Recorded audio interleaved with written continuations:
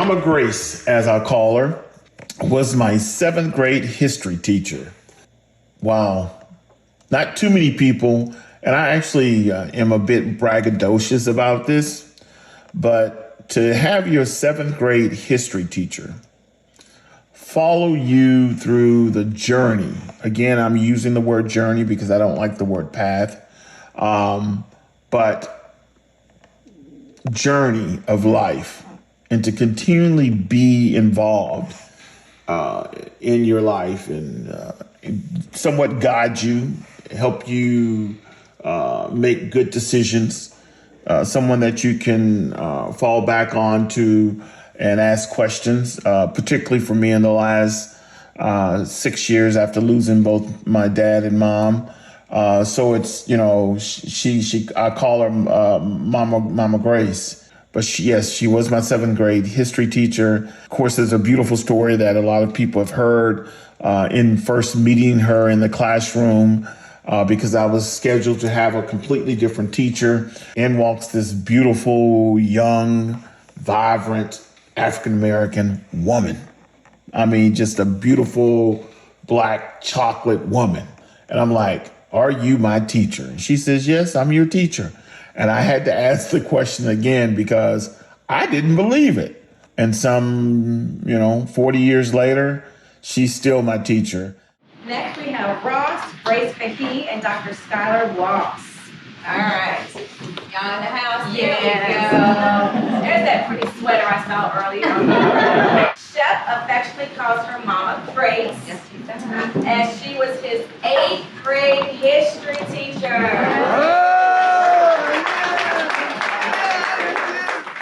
So she's played a very valuable role in his life and just been an avid supporter.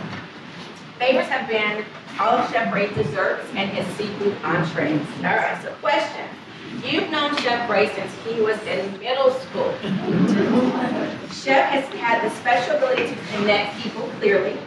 What qualities do you see in him now that you saw in him back then? Well, I want to start off by saying I was the first black teacher that Ray ever had. Wow. And he was in my gifted and talented class. And when he walked in, he said, are you my teacher? And I said, well, yes. He said, the real teacher? And I said, yes. So I have been following Ray since he was about 13 years old. I knew he was an engineer. We lost touch for a few years and then we reconnect. And I can just tell you that at least once a week now, Ray and I email back and forth with spiritual messages. How are you doing? I love you.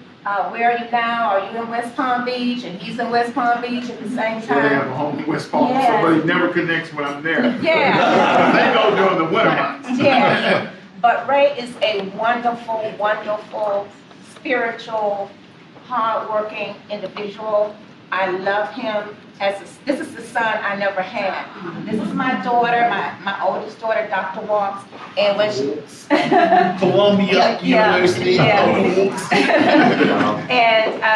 when she was on an email post or text with Ray and I, and she said, Ray call you mama. I've grown to accept it with much affection. There's no competitive.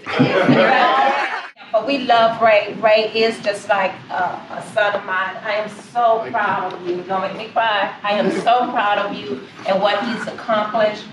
We stay in touch weekly, sometimes 2 and 3 times a day. And when I'm down, he lifts me up.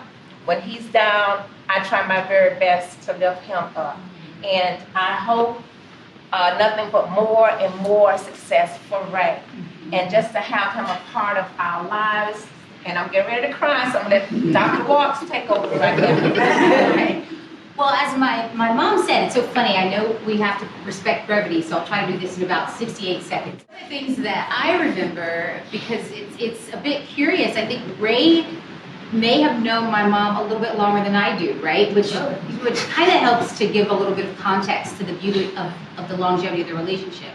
But I do remember a story that she would tell me quite frequently, even when I was a kid, that Ray showed up to 8th grade history class with a briefcase. That should tell you everything about Ray's work ethic. And I can tell you with great affection and true admiration that I admire that and I see that. And the last thing that I'll do is I'll leave you with this, because we've all talked about how much we love his food, we've all talked about his character, his spirit, which is something that is truly God-given.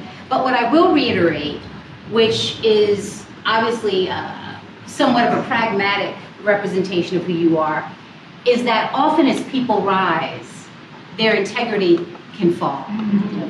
And one of the things that I think arguably Chef Ray has maintained with the utmost respect, affection, humility, passion, love, and access.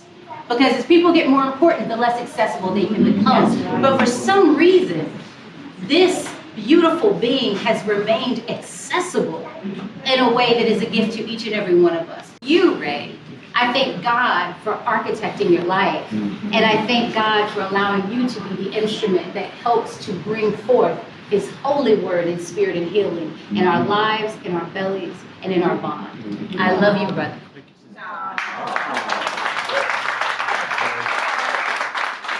Skylar, who allowed me to have time with her mom, is like another sister to me as well. Brother Ross, who is Mama Grace's husband. They are just wonderful, wonderful people. There's not much more I can say other than I love them all. And as far as supporting Chef Ray, I mean, she calls and she checks on me. She says, son, I'm just calling to check on you. Where are you? Are you back in town?